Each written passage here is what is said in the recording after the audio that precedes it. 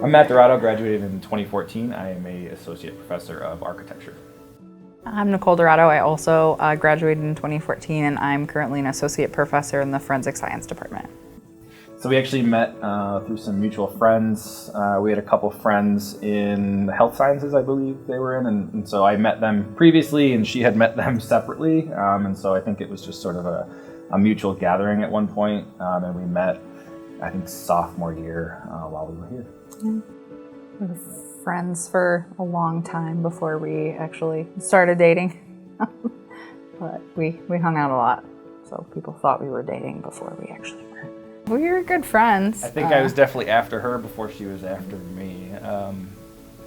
So there was some funny stories. There's people asking us if we're together, and she'd tell them no all the time, and I'd be a little disappointed. But we didn't make anything official at that time. It was a like hopefully for a little while as friends, and then it just sort of built into something a little bit more. I guess it grew into something different over time.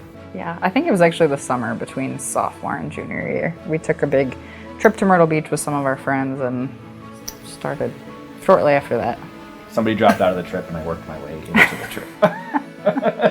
I know we used to go to L'Italia for our Valentine's Days as students here. That was like our big outing as students to get away from campus and head towards Wellsville.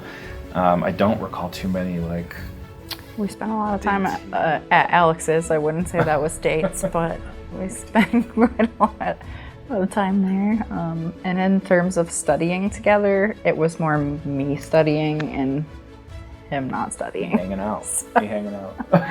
And so she had graduated already, and I was just sitting in class, I think my last year, or I think I had a year and a half left, and I just texted my buddy. I was like, I think I'm gonna propose to Nicole. Just sort of talking it through with him.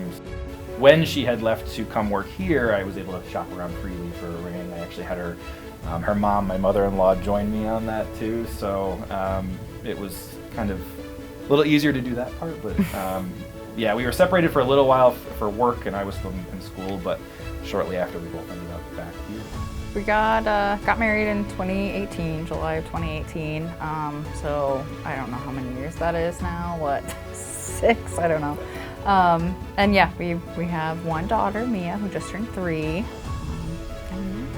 I think she's probably a big reason why I started here as well, because she was here working before me, and so I just visited some old colleagues, and they said there's a job opening, and so I applied shortly after. But yeah, it's definitely funny to be back on campus. Obviously, we're on a different side of things now, but it's interesting to see this, like the dorm rooms we used to spend a lot of time in, some of the areas we used to eat in a lot. Yeah, even being back up in the classrooms. The classrooms haven't altered too much since then, so it does bring back a lot of good memories. Alfred State showed us the blueprint for our relationship. And now it's in our DNA forever.